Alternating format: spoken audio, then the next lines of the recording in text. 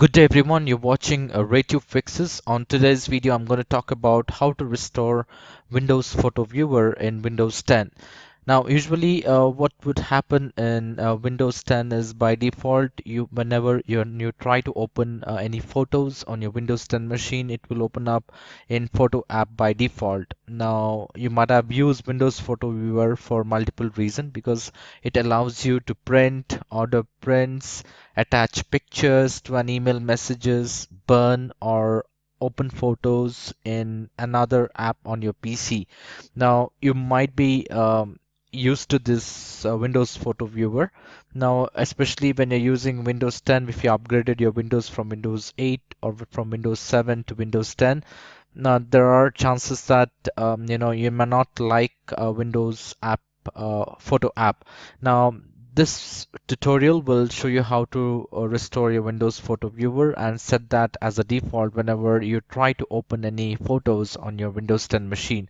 So all you have to do is you will have to do a right click on your start menu, go to System. Um, you have to do a right click on Start menu and go to Settings. Once you're on the settings, you will have to go to Apps. Once you're on the apps, you will have to go to default apps, and from the list here, from the choose default apps, what you will have to do is you will have to click on the photo viewer. Now this will give you a list of options which says choose an app. Now from this list, you can go ahead and select Windows Photo Viewer. So what this will do is whenever you try to open any pictures on your Windows 10 machine, this will open up uh, your pictures in Windows Photo Viewer. So this is how you can go ahead and set or restore your Windows Photo Viewer in Windows 10 machine.